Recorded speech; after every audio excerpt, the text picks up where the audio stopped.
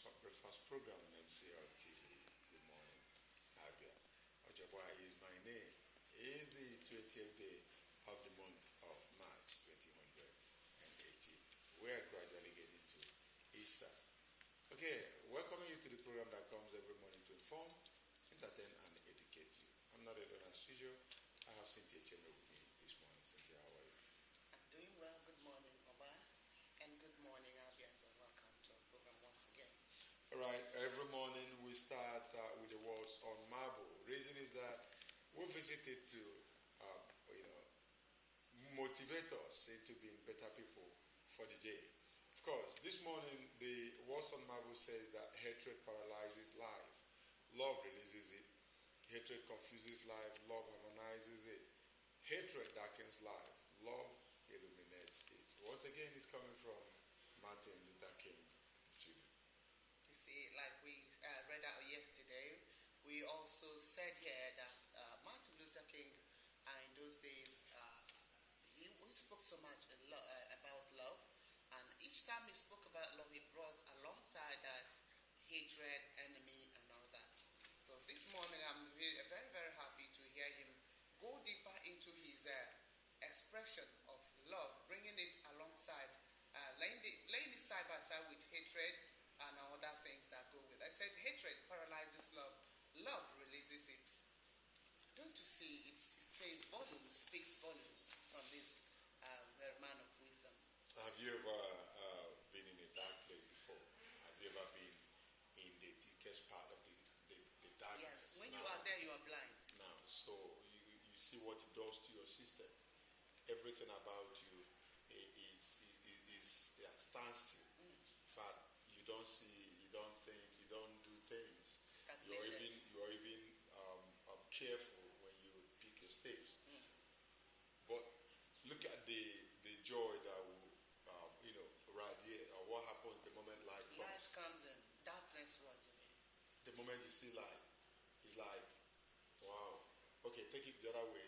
Because of where we are still in civilization or in development, when NEPA brings back light, oftentimes even the elderly don't even know when they shout, like children. A release shout of joy. The excitement there. Adults do it a lot. Exactly. It goes to show you what happens when the right thing is done. So use electricity as a human body. Compare it when you're in darkness and suddenly light comes. That's what love does to a human being. Exactly. Now, when you see that you're so confused in life when you're full of hatred. Exactly. And you realize that if you see somebody you hated coming your way, momentarily you'll be lost. You might even miss your steps. You might drop what you're holding. Some things will just happen to you. But look at when you see somebody you love. The radiation, what comes from the inside. Exactly. Most times you don't even know.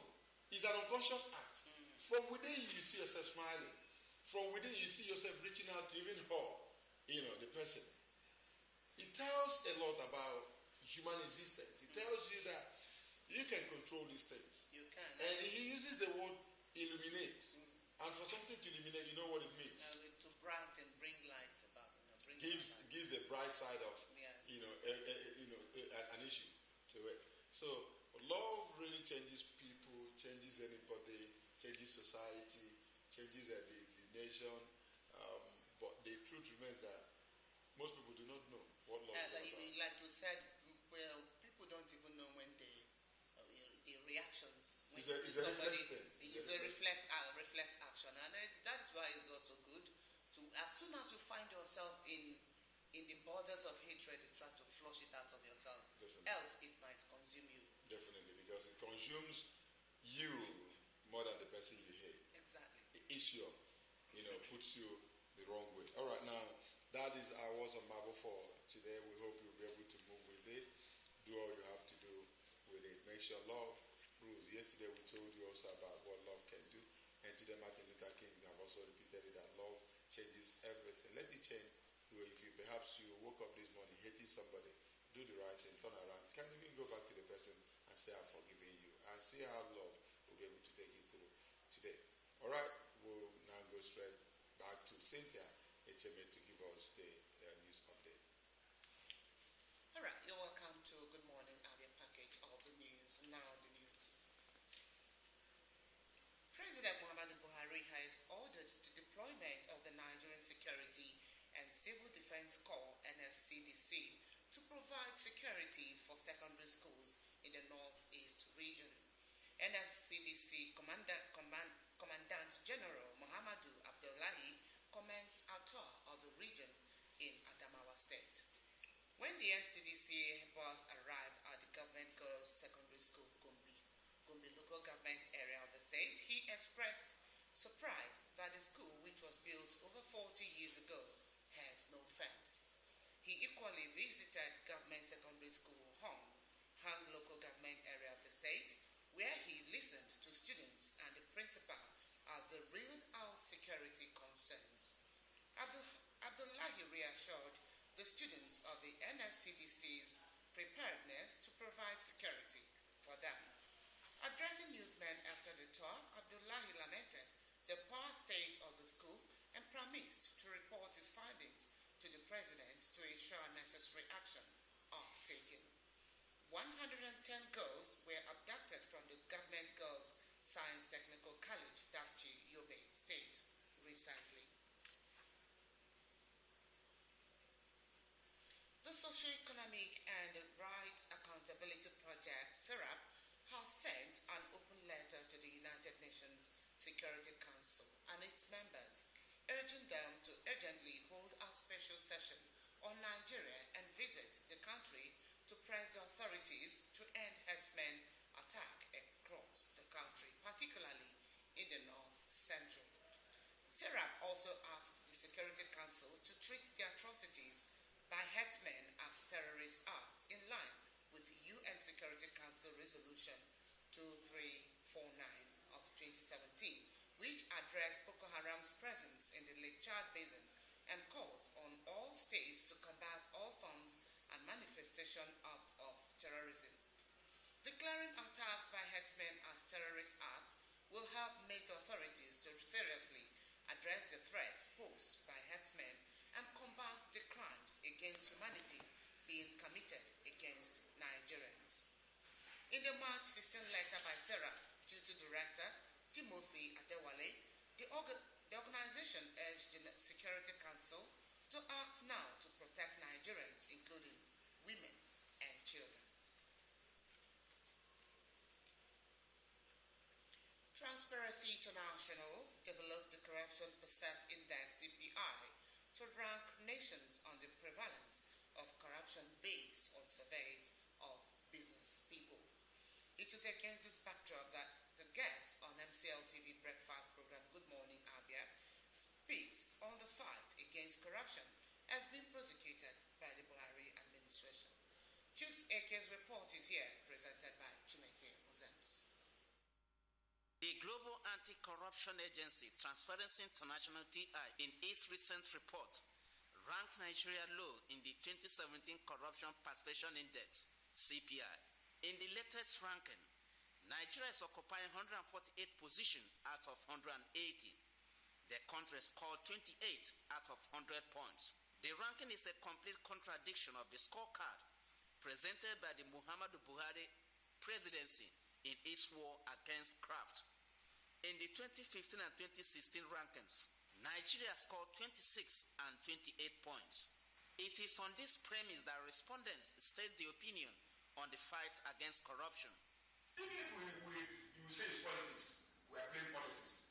The international community has told you that. Transparency International has told you that.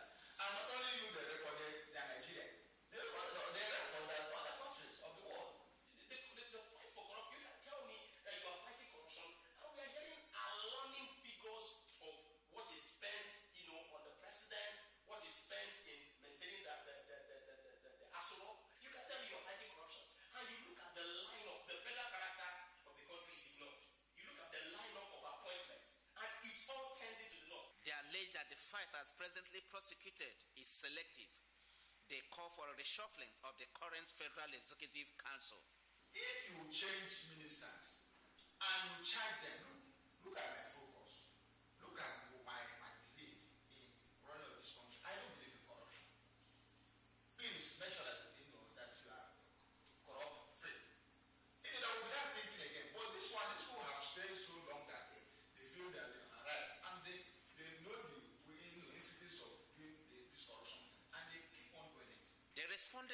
for sincerity in the fight against corruption in Nigeria. If you are going to change the face of Nigeria, whether you are a young person or an old person, it starts with some level of sincerity.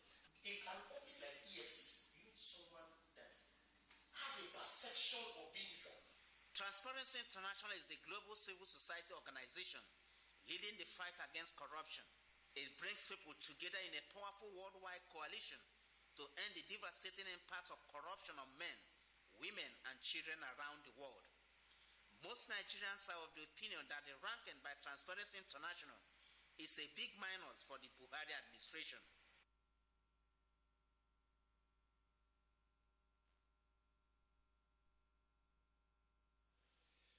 The dwindling productivity of Nigerian graduates and school leavers has been blamed on poor education standards in the country.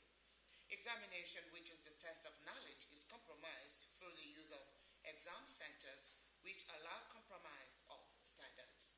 MCLTV News highlights challenges associated with exam centers. Chukwuka Ogeni tells us more on the story. Special centers were created to assist extraordinary level candidates obtain necessary papers to qualify for admission into tertiary institutions. These centers receive more patronage than approved schools for students writing external examinations. Most special centers resort to underarmed techniques to aid their candidates to obtain questionable O-level results. This happens in the midst of falling education standards in the country. If we talk of special centers, it is where parents or students think they can go and make it as a miracle. But actually, these centers are more of a big trouble. It's a harm to the society. I would describe special centers as places where people gather to encourage or to perpetuate examination malpractices. It's a terrible thing that government has not taken steps to clamp down on the so-called special centers. If we go to the center to take the exam, the center might be shut down. Their result won't be given to them. So I think it's not proper to go there to take the exam. Recent available data shows a 73.39 failure rate in the February diet of the West African Senior School Certificate Examination in basic subjects. This suggests that candidates waiting for O-level exams are not adequately prepared for the test. Parents has been also identified as culprits in patronizing special centers. We would hear parents say, this school is doing very well. Their result is usually very good. Your result is not very good. And at the end of it, you discover that student there that will have 9 A's won't be able to compete effectively with a student that has only 3 or 4 A's with a number of credits. My advice to parents is that they should not look at everything that glitters, because all that glitters is not good. Parents who think their children will go there and make it, they only go there to create more a hole in the student's life, because they don't read. When they go there, they will write on the board for them, they will copy down, and maybe some of them will copy the wrong thing, because one, the teachers who go there to do the expo for them are not grounded. They are not good teachers. There are many consequences of going to special centers to write exams. It reduces the standard of education. My advice is that it doesn't pay, going to special centers to copy what others wrote for you, because that's what you are carrying. You cannot defend the certificate you don't have. Qualitative education is the bedrock for meaningful development. Efforts must be made to serve the future of the leaders of tomorrow. Chukwuka Ogeni, MCL News. Britain is to target wealth linked to the Kremlin in response to the poisoning of a former spy, Foreign Minister Boris Johnson said, ahead of a visit by international chemical weapons experts. Former Russia double agent Sergei Skripal and his daughter Yulia are in a critical condition after being exposed to a nerve agent in the English city of Salisbury on March 4th, leading Britain to expel 23 Kremlin diplomats. Technical experts from Organization for the Prohibition of Chemical Weapons will visit Britain on Monday to collect samples of the nerve agent used in the attack. Johnson said the government was considering something similar to the U.S. Magnitsky Act, which was adopted in 2012 to punish Russian officials accused of human rights violations. The act imposed a visa ban and froze the assets of Russian officials implicated in the death of lawyer Sergei Magnitsky, a tax fraud whistleblower who died in Russia custody in 2009.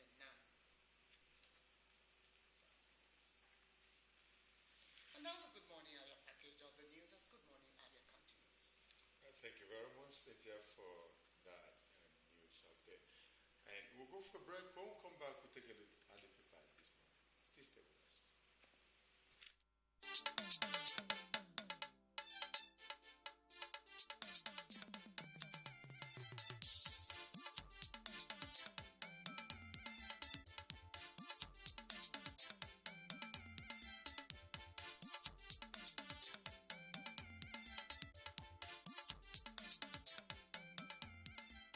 Good Morning Abia, your one-stop breakfast show on TV.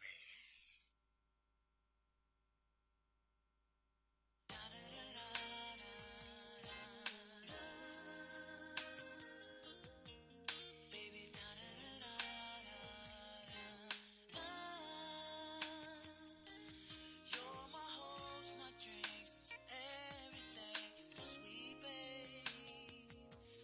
Oh, yeah. I wake up in a cold sweat because I haven't seen you yet. I normally see you in my dreams. I thought I heard you speak, waiting for the day to end. I'll be staring at you 8 by 10, and as I lay me down to sleep, starts over again. Yeah. Do you know I spend all day, all night, thinking of you, dreaming about you? Do you know I spend most of my time wishing for you?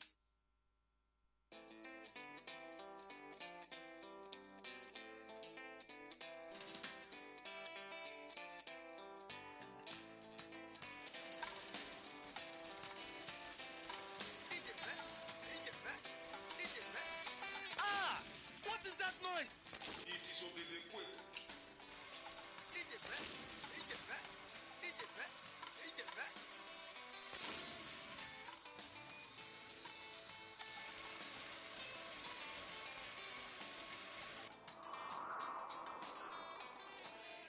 What did they have? Yeah, now look at the case,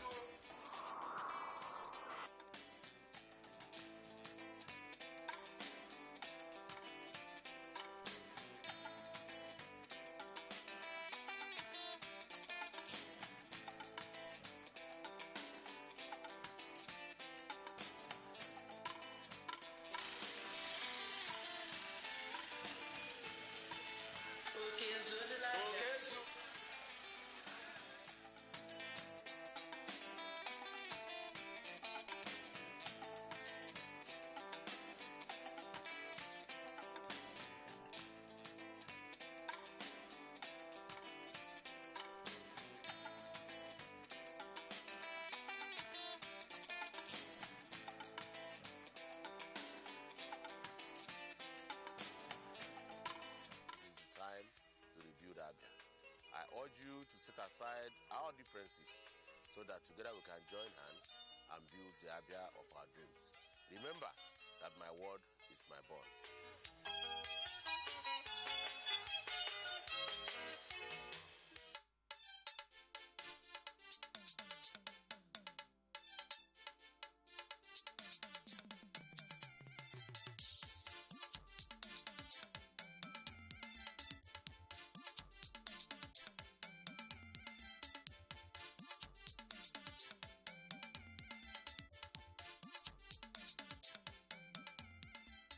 Good Morning Abia.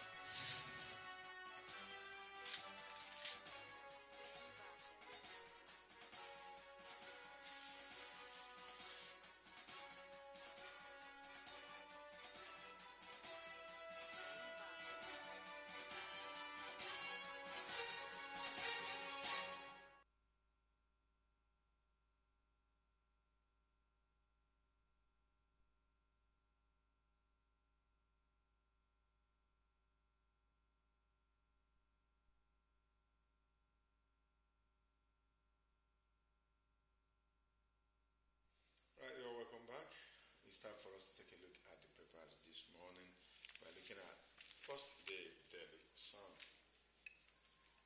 Governor Wike has cancelled Riverine Upland Dichotomy in Rivers as PDP. Stories on page 42. Jonathan blew 150 billion naira days to 2015 elections. Isibanjo claim untrue, said Jonathan's aide.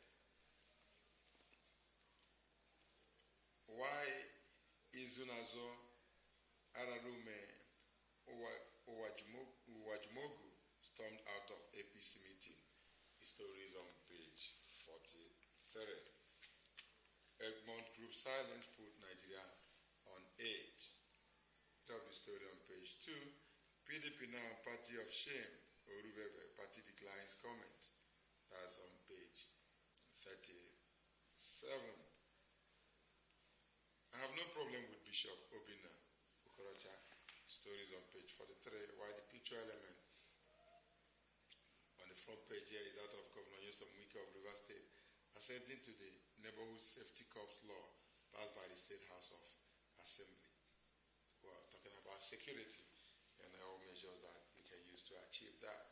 Here he has signed into law the Neighborhood Safety Corps law passed by the State House of Assembly. Right, going to the back page of the paper, we made first Ray Ekbo on bandwagonism. Bandwagonism, Ray Ekbo. That story is on page 46. Second news on page 37 says PDP to Buhari, you can't stay in office beyond 2019. You can't stay in office beyond 2019. Well, as we move down, we meet Public Forum, Owakwe Abugu drives on Ugwanyi and Trumps in adversity. Ugwanyi and Trumps in adversity. Here you have the face of the state governor, Fanyi Ugwanyi. Do yourself a favor, pick a copy of any of the national, the Daily Sun rather, to read up these very stories. That's it on the Daily Sun this morning. All right. Let's go to the next paper, which, as usual, is The Nation, as we continue to pray for Nigeria. From the Nation papers this morning, top left, we have, I don't have issues with Catholic cleric, says Okorocha. The governor of Imo State, Rochas Okorocha, is the one saying, I don't have issues with Catholic cleric. All right, capture that story in full on page 42. Of course, there is the picture element of the governor here. All right, I'm leaving that on page 7. We see a face here. It says, suspect, Melaya gave us 3 guns, 430,000 naira cash. Of course, this is the face of Melaya. I'll capture the story. This suspect, what is he actually saying? Unravel the story on page 7. And the next on the top left, top right hand corner, APC slams Rivers Neighborhood Watch. APC slams Rivers Neighborhood Watch. And that story is on page 43. And is followed by, on the same page, this is on page 47, on sports. Poland tie 11 Eagle stars in Warsaw. Okay, and that's for our millions of sports lovers here. Go to page 47 and grab that story in full. As we step down, we see a very beautiful picture. Let me read out. From left, Director of Marketing, Mr. Obiora Onugo. Deputy Director, Administration, Mrs. Edna Animako. Director Works, Mr. Pius Chukunta. General Manager, Enugu State Housing Development Corporation, Chuku Emilie Ago. Director Finance, Emma Eze. Director Estate Service, Mr. Val Nebo. Secretary Legal Advisor, Mrs. Stella Paul Onya. And Director Planning, Mr. Hyacinth Odo. All displaying the maiden edition of Housing Tide at the presentation in Enugu. And this happened yesterday. All right. And it says, Ugwanyi committed to affordable housing That's another very interesting story here. Go to page 7 and grab all that story. And for an inside story, you can see Obaseki to PDP, I am paying your debts. Obaseki to PDP, I am paying your debts. Please find out with debts whether it's an idiomatic expression used here. Capture the story on page 43.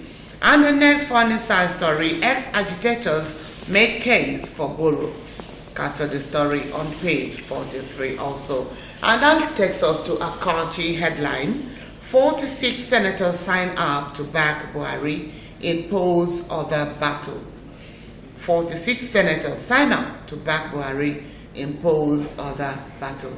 All right? And the banner there says, governors join lobby to save president's veto. All right. And that is that. I'll ask us to read the story in full on page 6. And still there, what the law section 5.8 says, where a bill is presented to the president for assent, he shall within 30 days thereof signify that he assents or that he withholds assent. Where the president withholds his assent and the bill is again passed by each house by 2/3 majority, the bill shall become law and the assent of the president shall not be required. All right, still on that. And that takes us to the next story. We see the photo of the number 2 citizen, that's Professor Shibajo. Osibajo, $3 billion lost to NNPC strategic alliance deals. Then it's followed by 150 billion naira stolen 2 weeks before 2015 elections. Please continue the story on page 6. And the last, by the side there is U.S. firm to invest $1 billion in Unity Bank. That's on page 6. And the last here, we have Curtis cut off core members' hand. Curtis cut off core members' hand. Please grab that story in details. Find out which, what did the man do, what brought or led to this on page 5. And the last here, 11 suspected cultists arrested at Unicar.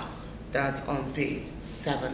And with that, we go to the back page of The Nation. On the back page, we are hearing from Olakunle Abimbola's Today in The Nation. And this morning, Olatunji writes, Olakunle, I beg your pardon, Olakunle writes, Stella Monye still runs around trying to raise money for surgery to save her only child, Ibrahim. She is determined to save her son or die trying. It's from Olakunle Abimbola Today in The Nation. And leaving that, we meet Open Forum by Festus Adebayo. Adebayo writes on the church and 2019 elections. I'll read out a little bit of that. It says the task of befriending politics in the build-up to 2019 for the church is very crucial. It is indeed in the interest of the church to do so.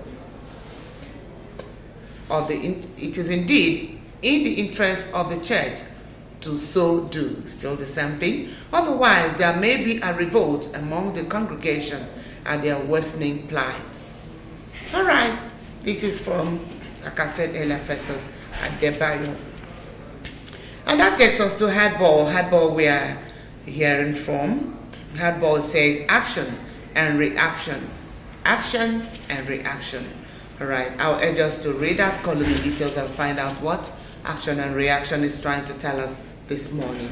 And with that, we meet Ripples. Remember Ripples, the cartoon that says it all in a very comic manner. And let's read from Ripples this morning. It says, Senate, 13.5 million naira monthly running cost per senator. No big deal. All right, let's go to the response, usually where the fan is. The response says, who said it is no big deal?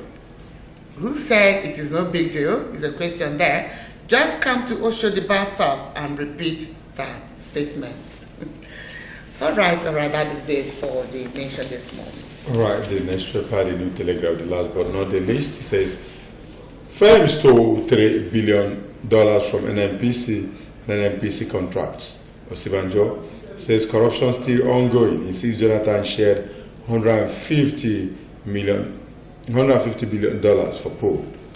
Senate screens CBN nominees as presidency 6 embargo lift. Our stories on page 7. IG withdraws policemen attached to VIPs and orders. We have this story on page 4. Teaching hospital detains Edo street sweeper over 0.6 million naira bill. Stories on page 8. Ekuremado, how ex-chief judge and politicians stole and doctored my will. You read of that story on page 3. And governor's office staff embark on sit-at-home over power outage. It's on page 33.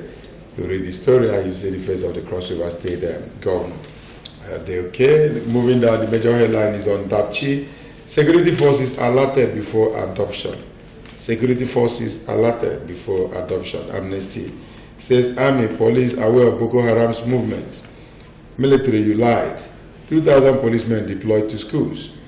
Defense minister, no timeline to schoolgirls release. Stories on page 2. And as we move down, we see these police nab armed talks linked to Dino Malaye. Of course, the notorious political talks, Nehu Salusi and Kabiru Saidu, accused of kidnapping, armed robberies, and other violent crimes being paraded at the Kogi State Police Command yesterday. Well, we talk about people and politics. It happens every day. Here we are, and the next picture here is that of Senator Dino Malaye. He says, allegation, a plot to shut me up. Right, PDP, Buhari afraid of 2019 elections. Secondus to Oyegun, president not Nigeria's best. Go to page 3 and read up this story. And just a bit of help tip here. It says, first male contraceptive pill to hit markets soon. First male contraceptives pill to hit markets soon. Go to page 7 and read up the story. All right, quickly we go to the back page of the New Telegraph. Here we meet first on Marble. It says, power tends to corrupt, and absolute power corrupts absolutely. Lord Acton, absolute power corrupts absolutely. Right, we shift our attention to page 34, where we have this sports news coming from a legend, you will say, in the football world, John Fashion. He says Nigeria should focus less on Argentina. Nigeria should focus less on Argentina. There are still other nations there to worry about, not just Argentina.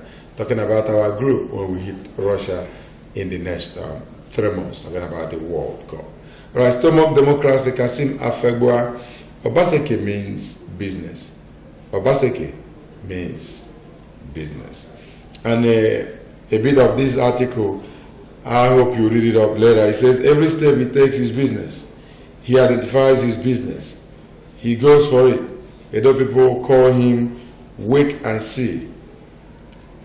A euphemism for explaining his approach to governance and delivery of democratic dividends. All right, that's it from Kasimas Afobia, stomach democracy. Obaseki means business, and that's also the much we can take of the New Telegraph, which is the last of the papers, but definitely not the least. Cynthia, we look at this story that really got me thinking. That she still trading wars over the missing girls, and when you realize these are Nigerians, say security forces alerted before the adoption. Amnesty have made their investigations and discovered that there was a kind of attempt made at letting the security forces around there know that something like this is about to happen. Yeah, because you have, they'll say neighborhood, vigilante, call it whatever, call it anything you so wish. But somebody got wind of that and alerted somebody who in turn alerted the security outfit out there. But they are denying. Army says, in fact, even more further to say, Army police are aware of Boko Haram's movement. Everything they do, we keep saying it. These people are not spirits. They are not. Even what happens to the military intelligence gathering? If they claim that they don't know it, that means that there's something wrong with the current Nigerian military. So I don't think they should go ahead and begin to be loud about that excuse that they never knew. They were never told. I just don't want to believe there's a conspiracy here. I don't want to believe that. But you wouldn't want to believe it, but it appears. There appears to be. I believe that wherever you have 12, there must be a Judas. There must be a Judas. Yes, you never rule that out. And I also believe that in every security outfit, you only have sellouts. Exactly. Now, these things happen. Even in developed countries, it happens. Not to talk of a nation as porous as ours. That is why they have spies. So I don't think the military coming up to this, quite disheartening to hear that the military is actually denying this. But as for, if I were to say, I would say they should do away with all this trading of words and find a solution, a way to. But somebody's looking for somebody to blame. And somebody's also looking for somebody, that would be held accountable for somebody's mistake. Be a scapegoat. Now, because when you look at this, at the end of the day, you know that the ball stops at the president's table. So he should be the president taking responsibility of all these things. He is the commander-in-chief. If there's any lapses, he's the one that owns up, that owns it. That should be able to take it up. He should absorb it, and we'll desist from this, blame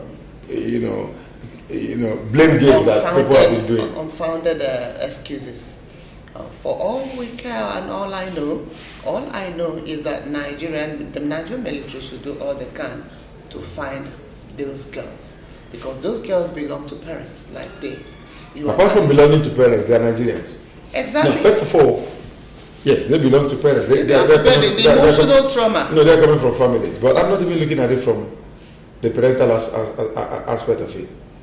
I'm looking at it from the right of a child, the right of a citizen to be protected. To be protected. Now, these people are paid with our money to protect us, guard the nation, and somebody's playing politics with it. Do you know why I really treaded that line? Because if they were to put themselves in the shoes of these parents, they will begin to understand the pain that these parents are going through. No, on daily basis, people go through a lot of pains in Nigeria. Political abuse. For you to send your child to school, on you hear so many things, so much have been so politicized in this very nation that we seem not to be appreciating the fact that our leaders are elected to protect and provide certain things for us. There are certain provisions that goes with every election. Every elective post has its responsibilities. I've said it here and I've said it often. I've said it often that our leaders, with bold hands, with every boldness and open hand, grab all the privileges that goes with leadership. But when it comes to the responsibilities, they shy away from it. These children are missing, and we're still busy talking about 2019, who is going to be president. We're still busy talking about, where Jonathan didn't do well in 2015. We're still busy distracting the people. Osibajo is still busy coming out to tell us that Jonathan stole about $150 billion, which to the election. Whereas we have more important things to discuss. We should be looking at protection of lives and properties of the citizens of this nation. Honestly, it's quite disheartening, quite disappointing for a country as great as Nigeria, the giant of Africa, so-called, to be having this kind of laughable experience. And I think what this should stop. What baffles me is each time we try to look at something that is of national interest, and political leaders will come from nowhere and bring up another topic they feel, to use and distract the people. Because right now we are looking at future leaders of this very nation. Somewhere, who knows if they're going to come? Of course, if they come back at all, will they come back the same? Everybody knows they will come back the same, given what happened to the Chibok girls. And we are busy trading blames over who took what and who didn't take what before 2015 election. Whereas we should stand up and say, no, Nigerians, this is where we're not getting it right. This is exactly why the new question now ringing and hanging in the air, begging for answers, is, do we still have the leaders of tomorrow? The youth. What have we done with our youth? In those days. What have we done with the youth? Yes. And somebody made the statement future. in our discussion, during our yesterday. program yesterday. Yeah. We recall that the young man did say something, and it was very striking. I've always thought about it. Now, each time I sit to think about leaders of today, I always take back my mind back to the 60s. How old were our leaders then? How old was Nnamdi Azikiwe when he became the president? How old was Ojukwu when he fought the Civil War? How old was Gowon when they fought the Civil War? The leaders today, Obasanjo, who also fought the war, fought the Civil War. And you're telling me 50 years after, they are still leaders of this very nation? They should step aside. Oh, Let's borrow Babangida's words. They should step aside and give ears to the current. Another interesting one here, Dile Malaye. At it again with his governor, the Kogi State governor, Dile Malaye here, he stated that police not armed thoughts linked to Dino Malaye. I don't know when these political talks in Kogi State will end. I don't know when it will end. Well, they went to elephants fight, the grass will suffer. Here, money that would have been used to do meaningful things is being used for things that are not relevant, irrelevant issues. You are busy fighting your governor is fighting you, your governor is getting his own talks, you're getting yours, you're wasting a lot of money, a lot of resources, fighting each other. The state is suffering. What do all these tell us? 2019 is around the corner. Of course, everybody is doing one thing or the other to unseat the other person. It's usually the issue. Now, Dino Malaye will have to go back to Kogi State to still fight for going back to the Senate. And then the governor will want to remain as the governor. And the question now is, who is going to take the upper hand? The governor is the chief security officer of that very state. So anything can happen. And the power of incubus is always there. And this young man said, action is meant to, this allegation is just to shut me up. Who is going to shut Dine up? Well, let's go on. Watching so much to do and so much to say. Talk about security. And look at what happened here. Governor Nyesom Wike of Rivers State ascending to the Neighborhood Safety Corps law passed by the State House of Assembly.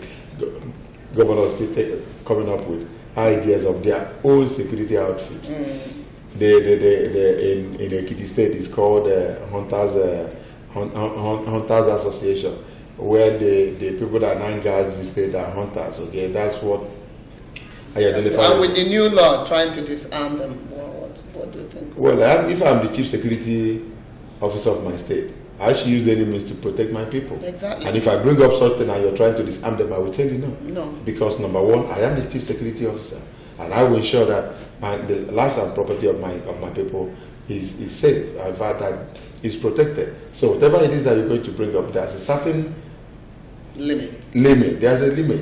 There's also, to an extent, these governors can go in protecting their people. And there's also, I believe, level that IG who can go in trying to stop them from doing what is necessary. Nigerians, there have been speculations that the new law coming on was really directly targeting this that particular state. Well, it's not just about. It's not about Rivers State. It's not just about Ekiti State. It's not just about any other state or even Benue State that have refused in totality the grazing, whatever it is that the federal government is coming up in terms of grazing. It's not about Abia State that have come out. The governor came out and said, made it so open that there's no land in Abia State to give for any open grazing because he's still looking for land for his farmers. It's not about us. Abia State have well-recognized vigilante group. If the governor tomorrow still deems it fit to come up with another branch of a security outfit, that will help him to still restore confidence in this very state. He has the right to do it. Of course, he's only going to come from his security votes. He's not asking you to give him any money. He's trying to do it to ensure that the oath he swore to the people is protected. Yes, when you try to play politics from top, you think because certain things is not in your favor, and you play politics with it, one day it will also turn around. Let me tell you. What goes around comes around. Look at what it was in the news, you read it, where Serap is now calling on the United Nations to now, declare henchmen as a terrorist organization. Exactly. Issues like this will always come up. Because you recall that when there was this very movement of IPOB, there was massive call that they should be prescribed. And that happened. And there's also this very call this time around that henchmen should also be, that the same treatment should be meted out. That is the way, if you don't take time as a leader, you run down your nation, you run down the people, and you overheat the politics. Now, because if you look at the way certain judgments are taken, you think it's targeted. Like you just said, it's targeted that. Governance goes beyond that. You're dealing with people, you're not dealing with animals. You're dealing with people that have minds of their own. You're dealing with people that sometimes, even when you're just in that your quiet space, you want to think about your environment. Certain things go through your mind. You begin to discuss it with one person, two persons, group of persons, the community, and the society. Before you know it, it opens up. And it continues to move like fuel, like kerosene. It begins to open up more borders. Like fire and as it's moving, it's changing the views of people. Exactly. It's turning their minds, turning one against the other. That is one thing I always like our people to know. Well, just the tip of the iceberg, that's what we do here every morning. We hope you'll be able to pick up any of the national dailies and read it up and then, see what the story is all about. There's so much to read up, so much to, well, from the nation there. From the nation, they're already very interesting. Just some of the things you also read out. But another very interesting one is suspect saying Melaya gave us free guns, 430,000 naira. So who is the suspect? Still on the Melaya issue. The suspects you've seen on the New Telegraph, they show the ammunition, and cartridges. Now, what I don't know is the way it's coined in the nation. It says Melaya gave them money. Another thing is the ability to prove. He that Assad must prove, you know that. Exactly. So the ability to prove. Anybody can come out and allege. And you also know, it's also possible that somebody can be brought over to say such a thing. It happens. It's quite common, very common. And that is why we have investigators who really need to investigate and find out. And when it comes to this kind of thing, I trust the Nigerian police to read. If they really want to work, we always say it here. If the Nigerian police want to work, they'll work and come out with the truth. Well, given what's been playing out before now, the issues that Melaya have been having with his governor, and at some point they had even wanted to recall him. A move was made to recall Melaya from the Senate, and where we are right now, most people will, if you ask me, I wouldn't just swallow whatever story I'm told now, line and sinker. Exactly. I won't. I want to pause and go through it very well, pick every point one by one, analyze them, and then look at it the way critically too. Because at the end of the day, you'll find out that more things will still play out. Exactly. It's not just going to be about this accusation. The allegation. There are things on the line of falsehood and other things there. When you look at it, it's always good to look at things critically beyond the surface. But let us also tell ourselves the truth. PDP said Buhari afraid of 2019 elections. It's a political time. This dispensation is, and at the time we're in now, is one that one will be very, very careful, extremely careful, because anything one does points towards 2019. Exactly. Even your statement points towards 2019. When you every move, dance you dance points towards 2019. Even your laughter. It's all about that. Are you happy? It's about 2019. But I know that somehow, in 2019, certain things will play out that will begin to reshape the way people think about politics against 2023.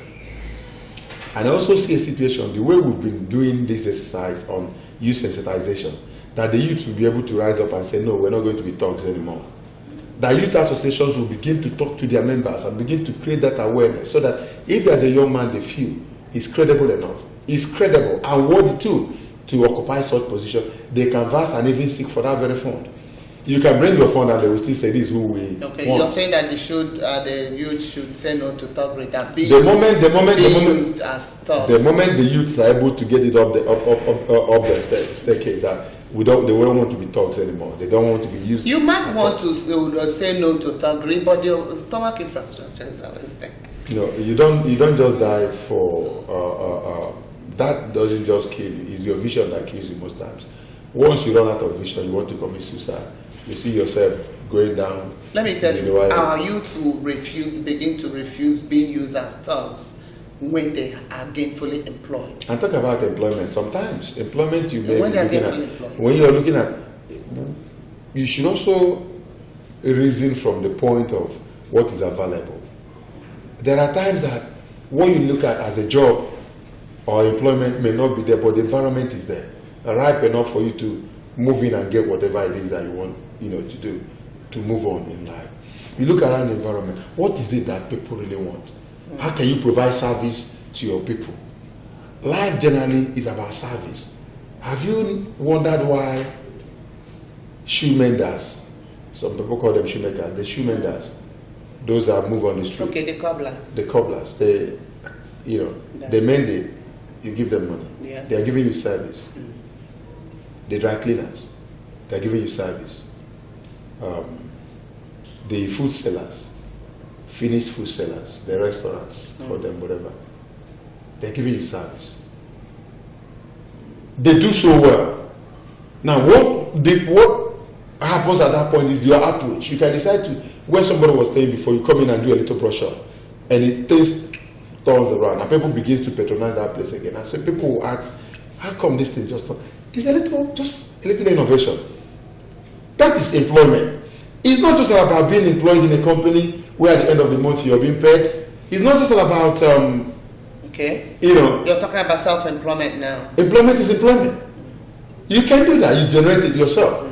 You bring it up. It must not be a white-collar job. It must not be. Now, you should also look at it from another point. You're right, because most of I've seen some young men that have turned to self-made designers.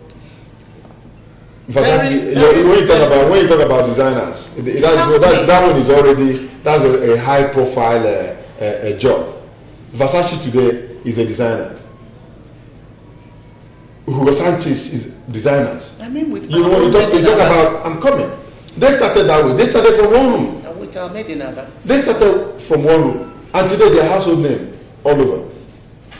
Do you know that years back in the 80s, we used to have a shoe company called Nicole in Abia.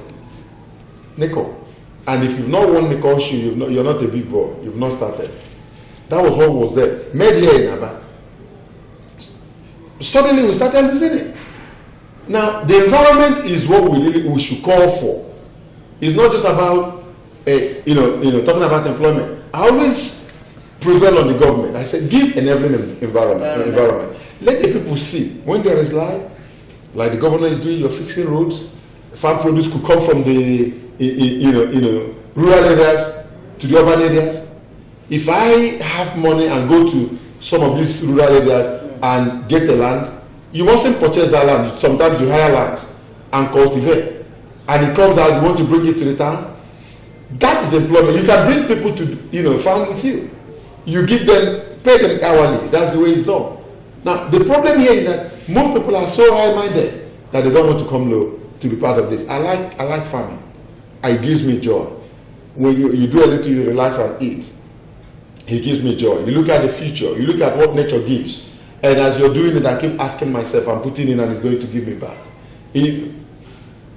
I always say, sometimes when I say you argue with me a little, God doesn't bless anybody. God cannot bless you. It's the theory of life. He blesses the works of your hands. Yeah. God will bless the works of your hand. Exactly. And then otherwise, sit in your home and pray.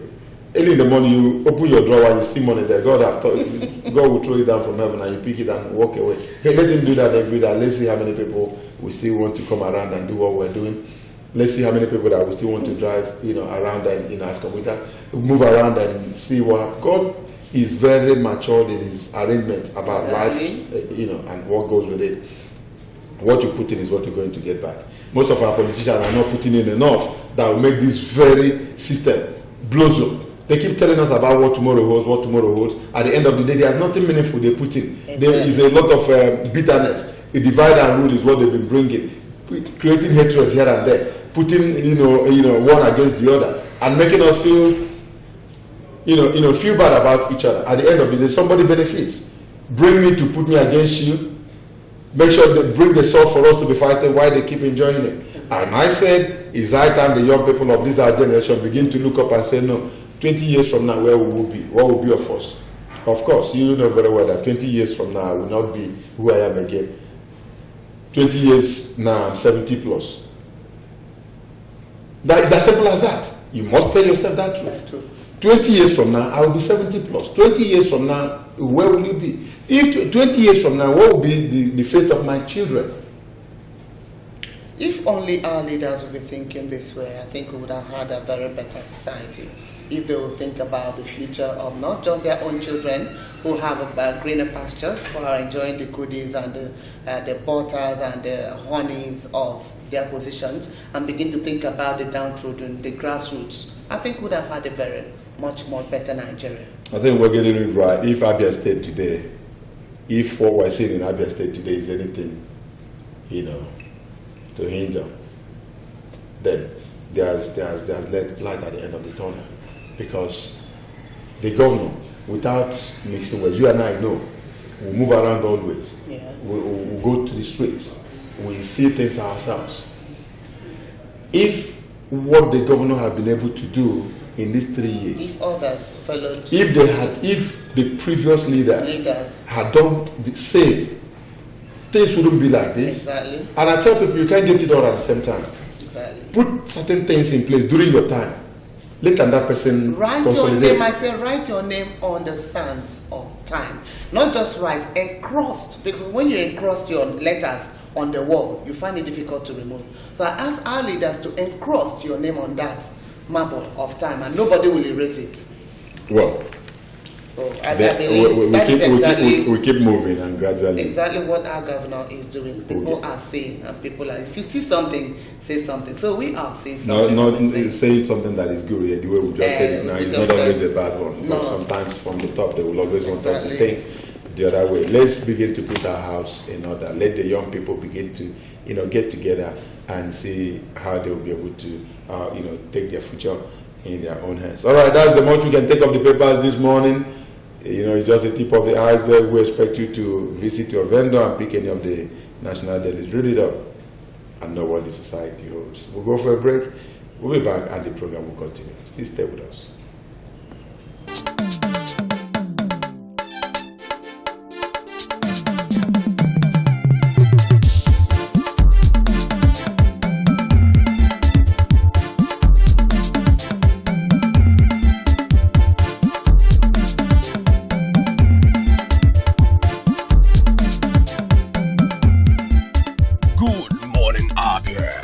Non-stop breakfast show on TV.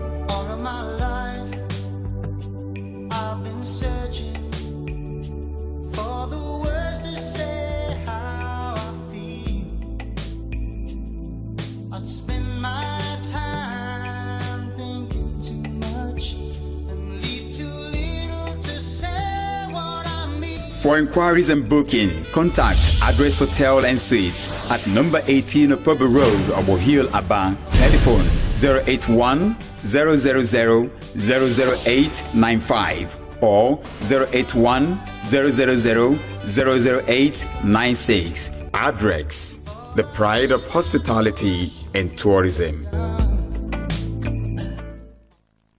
Have you heard of Prescal World and Heaven Auctions Limited?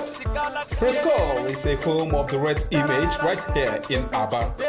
Why go to Lagos or Port Harcourt for your direct image jobs? Come to Prescal World and Heaven's Auctions located at number 145 Atikube Road, Abia for perfect cover page, journals, magazines, brochures, and flyers.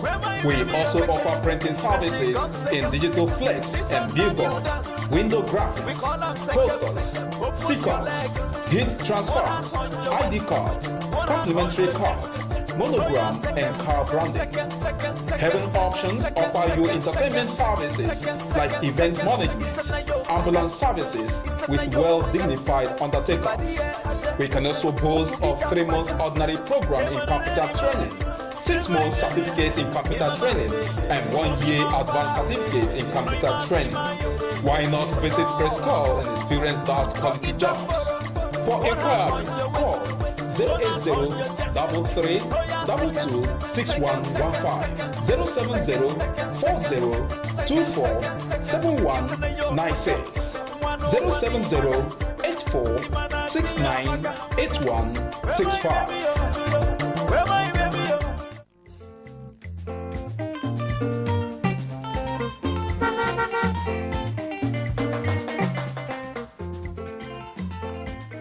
Do not deface Abia State with posters.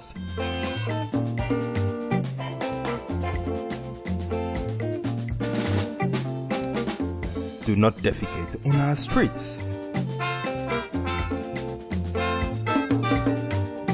Do not litter Abia State.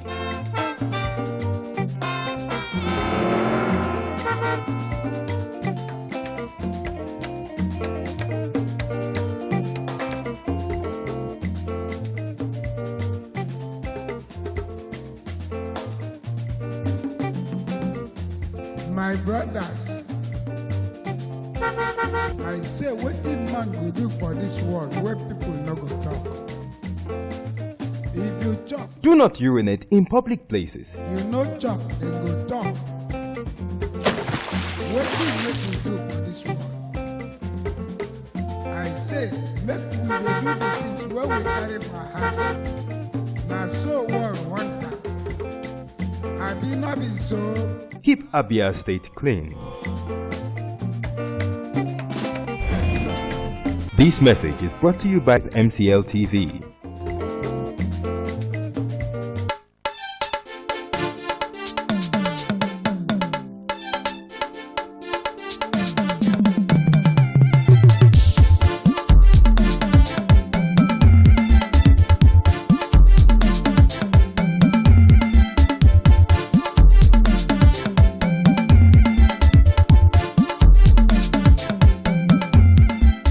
Good morning, Abia, your one-stop breakfast show on TV.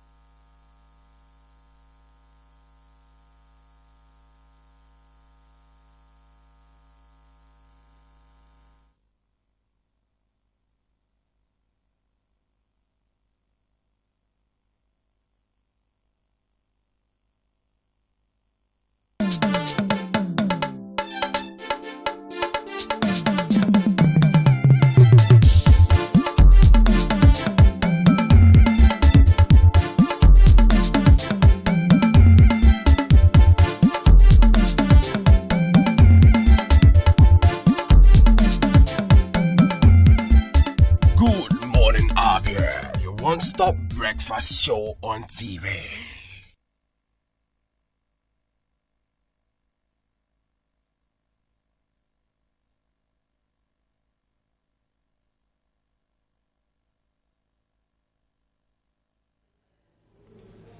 You're welcome back. It's still your one-stop breakfast program on MCL TV. Good morning, Abia. All right, with our discussion segment, for the next couple of minutes, we're going to try to do a flashback. Go back to what we discussed yesterday. We had said it yesterday that we'll continue that very discussion to see if we could actually arrive at a point or a decision where the youths will come to realize that this is their time and be able to do something. Reason for this is that having started this very journey, the youths have been made to know that the future belongs to them. I've been saying the time past, but today is becoming more realistic, given the fact that, well, according to those that were in our program yesterday, at the grassroots in Abia State, at the councillorship level, the local government chairman, are all young men who will still, think of what to do for themselves tomorrow, think of what to still do to continue to be relevant politically in this very nation. And so this morning we're still going to continue to put that little pressure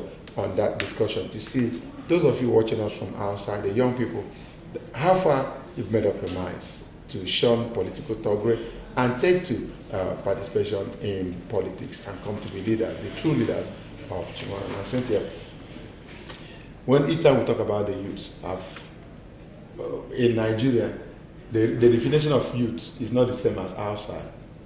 Exactly. It's not.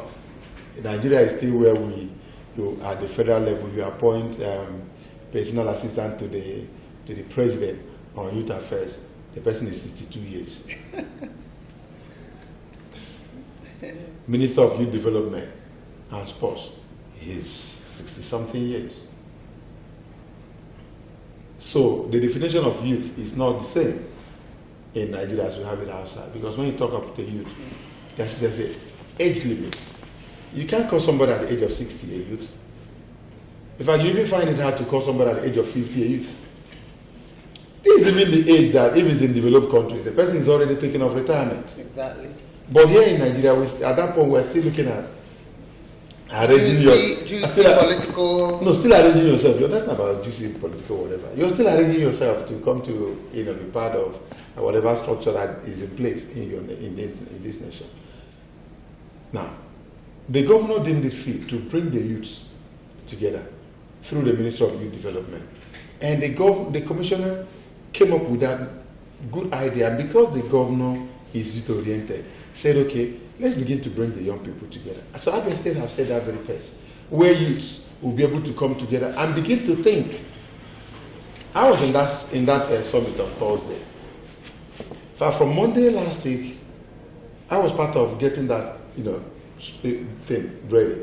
And on Thursday, I saw a set of people that have all that it takes to be leaders of this very nation, to be leaders of the states, to move different associations forward. To make things happen. It's not just about being the governor. It's not just about being a commissioner.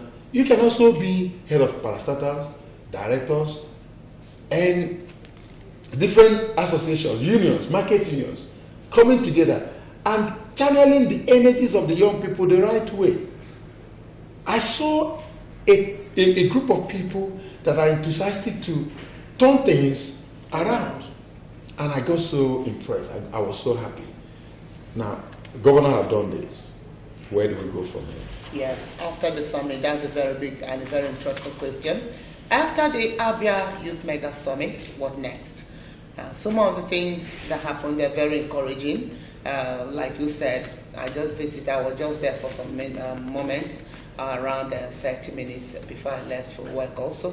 I saw something that really, really kept me thinking that Abia has all it takes to really make this place work, to make this place a real Abia of a dream, like the governor often says. And it behoves on you and I to do all we got to do to get our youths working, to get our youths, put them at the head of our affairs, get the youths, take up the various positions in the state that really put them, give them challenging work to do, so that they will really paddle the canoe of the state. And you also notice that the governor have done something exceptional as well in appointing commissioners in the appointment. Yeah. 50% of commissioners today are youths. Exactly. There are people that tomorrow we still have a future. Yeah. They have political future. They learn, of course, it's very good that you are tutored by somebody. Tutelage is very important one in politics and even in governance and in business. Exactly. Somebody need to mentor you.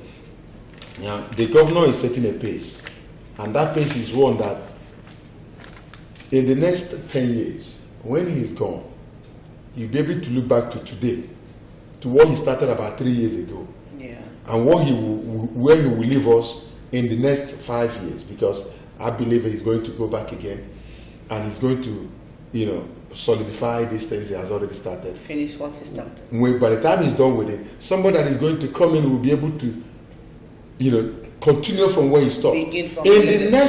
Why I said in the next 10 years, by the time the person coming in after him would have done 4 years, he would have seen a system that had been stabilized, that the things are beginning to fall into place. Now, if you recall ways back, if you go to Ministry of Works, there's what you call tender board. You will always have them, everything will be in their order. Economics, you call it scale of preference. Now, in their order, in such a way that this will be for January, this will be for March, they will just have it listed. And when they have it listed, they're telling you who will be able, when we're done with this, the other one will get done, the other one will get done. So, that's the way it should be. All right, we'll go for a break. We'll be back and the program will continue. Still stay with us.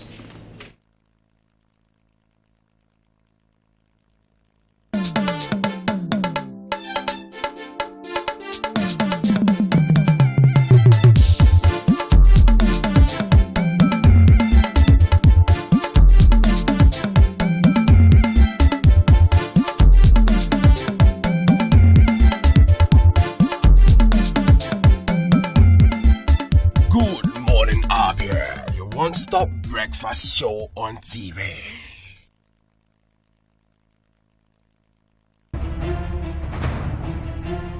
Chukwu na-enye ka nri onye ọbụla. Chukwu na-enye ka nri onye ọbụla. Ọ na-enye ka ndị ọrụ bekee na-eri ikpege n'ọnwa n'ọnwa. Ọ na-enye o, ọ na-enye o, ọ na-enye o. Hello, my name is Buchi. Keep watching MCL TV and don't go away. Aye, God has given you victory. Aye, He has given you victory. Aye, God has given you victory. Aye, He has given you victory. What's up, people? It's your boy E-Ben, ministering to God's children, and you're watching MCL TV. Don't touch that dive. Peace. I love you. MCL, the word in your home.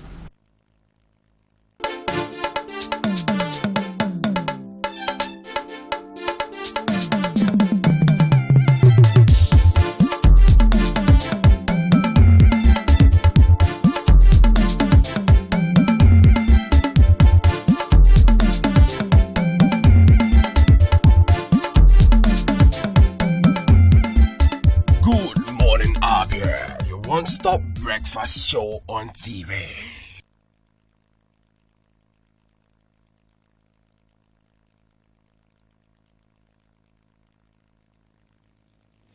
All right, good to welcome you back. It's still your one-stop breakfast program on MCL TV. Good morning, Abia.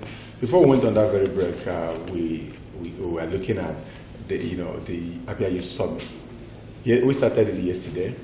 And this morning, we wanted to put that challenge across to our people to ask the youths from here, what next? All right, we're happy to inform you that we've been joined in this studio for this very discussion to continue to, lay more light on it is the Honorable Commissioner for Youth Development, Keji Anyaton. Good to have you with us. Good morning, Abia. Welcome. It's good that you could join us to still look at this Abia Youth Summit. You are the person, it's your ministry that organized it and got the nod of the state governor and was able to hold such wonderful summit, Abia Youth Summit, the first of its kind. We are all there to witness it, so we're not overblowing anything. What would you say really got you thinking before you came up with this and had to pass it across to the governor to bring the youth together? Thank you, Mr. Ojo. The major thing is the Youth Mega Summit is part of the mandate of the Ministry of Youth Development.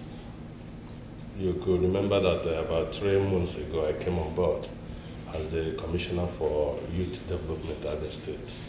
And it took me no time to study and at the center underscore the importance of conveying the message. So majorly, what we did was to convey the message of hope from the government to the people. Secondly, it afforded us the opportunity of the passenger and the driver meeting for the first time after a long time. So for me, it's part of what the Ministry of Youth Development is doing. You could recall that some of our mandates, holding youth summit from time to time, making laws for younger people, and taking care of NYSC core members and all the rest of them. So what we did, the major thing we did immediately we came on board was we established what we call Abia Youth Portal. That is information database of the people we are expected to lead. Yeah, so immediately we did that. Secondly, we thought it was necessary for us to bring those people on board at the same page with the government, because most of the times information mismanagement or information misconception. So we thought it was the best thing we could do is to bring both the youth and the government at the same page. Then thirdly, we saw that in democracy, you must allow people to have a say. You must carry people along. Not only you must carry them along, you must give them that benefit of that for them to contribute to the governance. So we thought all those things, we said, okay, the best we can do is to bring them together at the same page. It's just like I call it a market clinic, where the buyer, the seller meets. So now what do we do? What we did in the course of this thing was, I came in about 3 months ago. I started allowing people to come in immediately, and as I can tell you without any fear that as of yesterday, I have received close to 480 youth organizations coming, either solidarity or coming to know what we are doing in the Ministry of Youth. So in doing that, we found out that immediately we organize where people can meet, younger people can meet, have a say. Then they will meet with the policymakers. Luckily for us, the Speaker, House of Assembly, with his colleagues, they were there. And in doing that, we also find out that the best we can do, immediately we notice that the driver of this vehicle is moving towards entrepreneurship and skill acquisition. So we thought it was necessary. We started making inquiries or requests from banks. And luckily for us, FCMB came immediately. And on that summit day, if you were there, Governor launched 1 billion naira loan scheme from FCMB in collaboration with the CBN. Yeah. So it was one of the best things. And luckily for us, let me tell you, luckily for us, the package of that loan is a certificate, either O level or elementary 6 or BSc or whatever. No more security of bringing a house, and the digit is about 1%. So for me, the essence of that youth summit was the best that has ever happened to us. All right. Thank you, the Honorable Commissioner. At this point, I want you, I know Abians are watching, I know they would want to hear from you. Would you lay your cards very clearly on the table? What will be your blueprint? I want you to tell Abians your complete blueprint for Abia youths. Yes, it's very simple. We are aligning ourselves. The Ministry of Youth Development is aligning itself with where the driver is moving. Like I told you before, the driver is moving towards entrepreneurship and skill acquisition. He's talking more on youth investment, not youth empowerment. He's trying to teach the youth how to fish, no more giving them fish. It's preparing the youth for future, not future for the youth. So in line with that mandate, that is where we are moving. And you can bear witness with me with what is on board right now, that before the end of 4 years, you find out that Abia youth will be better off. And let me tell you again, people may ask, what happens after the summit? Good. Most of the times, people have that fear, sustainability. That is not part of us. What we have done now, all those people that fill the forms for one thing or the other, because where we are concentrating now is entrepreneurship, skill acquisition. That is the two areas. That is our target right now. We gave out forms, about 3,000 something forms for people who may indicate to join what we are doing. Now, what we are going to do is this. We find out there are so many workshops, even in Umuobiakpa. There is one now in Umuobiakpa, where you can talk about garment factory, you talk about carpentry, you talk about so many other areas of skill people can join. So what we are trying to do is that after gathering this information, we are writing from next week, we will start writing letters. Government cannot do this thing alone. If I tell you that the state government will take 100% care of these things, I'm lying to you. What we want to do, we want to seek for collaboration. And I know that if we convey that message where people will come in. And I can tell you with what I saw in the Youth Summit, people coming in to give support. I can tell you that we will get there very, very soon. Now let me ask you this, getting there very, very soon. You started a journey. Yes. And you hope to get there soon. Yes. How you get there is what will now be put in place. Yes. Where do you see Abia youth in the next 10 years, given what the governor has started today? There is a foundation already. The major thing in life is laying a foundation. If you, when you look at the government areas of importance, education, for example, you find out that is where you find the youth. Commerce and industry. For example, people went to China, 30 people went to China. And I can tell you before 3 months, we are preparing another set of people going to China. And I can also tell you that some of these machines that we are seeing in China are being brought here any moment from Nigeria. They're expected to arrive in Nigeria. So that is another. Then you talk about infrastructure. You find out that easy doing business. When you are able to put proper infrastructure in place, you're indirectly encouraging young people to participate. Definitely. Not only that. If you look at this, our government, you find out that the youth are now having their say. From the governor, who, for me, as far as I'm concerned, the governor, from my own prediction, should not be more than 53, 54. Is within that blanket, African mentality. Yes. You look at the deputy governor too. He's a very young man. You look at the speaker, very relatively young. So you look at the majority leader. So almost everybody in this government, 99% of people taking decisions in this government are younger people. So if we cannot get it right at this point, I wonder when it will be better. So I am optimistic that we are going to get it very, very better. And the foundation is being led by the government. If you look at, let me give you another instance. For the first time, you see people packaging, going to China to learn. Now you talk about, you go to Abia, for example, go to this Made in Abia. You know, people thought that Made in Abia should be only shoe and clothes. It is not true. Like now, we are partnering with a very big company from China. We are working it out now. They were coming in with the equipment on phone, because we've noticed that almost every family, some families have 15, 16 phones. So they are coming into Abia Poly. We are working it out. We are going to partner with Abia State Polytechnic. We've written to them and they have replied as they have shown willingness. So we are bringing in a lot of areas where people must be productively engaged, unless if you don't want. Then, thirdly, let me also tell you, this government, if we must be honest ourselves, have done so much about counterpart funding. We are not playing over that areas. from Fadama to CBN to all this. So they are very unmindful of that fact, the gains behind it. So all these things are driving profit from this present government. And I know very, very well that if we must, first of all, prepare ourselves, because most of the times you find that opportunity.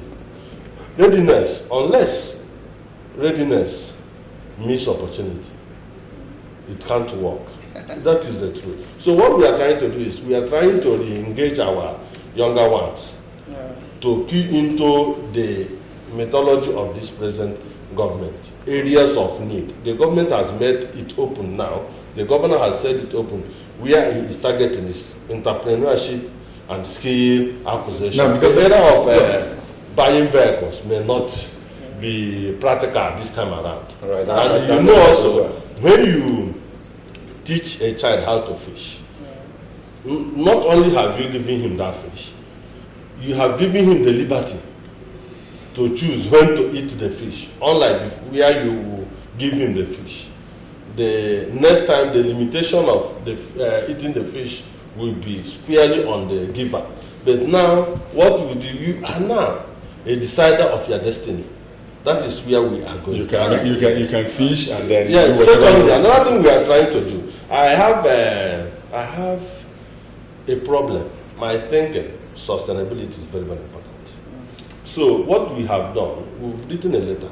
We've made a bill that is before the House of Assembly, and that bill is about Abia Youth Investment Trust Fund. What is it all about? What it is all about is that we've noticed that for us to bring Abia of our dream, it must be a collective effort. Sure. Yes. So what we are trying to do is this. We are saying that we are making a point. We are making a request that these contractors who are doing 1 or 2 jobs in Abia State, that even if it is 1% of their profit, must be given to that trust fund to enable the Ministry of Youth Development to take proper responsibility. Because one of the mandate of the Ministry of Youth Development, creation of job. And we are bent in fulfilling that mandate. And how do we do that? If by the grace of God, we say, okay, 1% of contract profit be given to the fund will be managed by Abia of Ruput. Now, out of it, we cannot be every month, we cannot be able to bring out money to as a kind of encouragement, because most of the times we will find out the society demand, the pressure from family. That is where you ask people, they will prefer to take keke on hire purchase, where a keke is 800,000 naira. Somebody is charging you 1.5 million naira, and you are very sure that every day you must come home with 1 or 2,000 naira. That is our problem. Now, what do we do? What we've done is that we are trying to put a salary, no matter how small, to those people, to encourage them to go and learn. So that the pressure of the family of at least 25,000 naira every month, we are going to work it out. 25,000 naira every month. Now, we also pay the capital. So your duty now is just to go and learn. Go and learn. And learn anything you want. Be productive. Very productive. Very productive. So the pressure of what will I fall back at? My house rent, my mother is sick. We'll be able to take care of those areas. All right. At this point, the Commissioner of New Abians also want you to tell us this. Oftentimes when we talk about the youth, every mind will rush to the government not doing enough for the youth, and they are not being empowered, they are not being helped to achieve their daily dreams and aspirations in life. On the other way around, I know that many people have also drawn back to ask, what are the youths not doing well for themselves? So is there anything, have you in any way figured out where our youths are not doing very well? What are they supposed to do, or have they been supposed to be doing that they've not been doing, rather than waiting for the government to come and help? I honestly believe that it's a two-way thing. The government must be able to pay their own bills, while the youth must also be able to be qualified.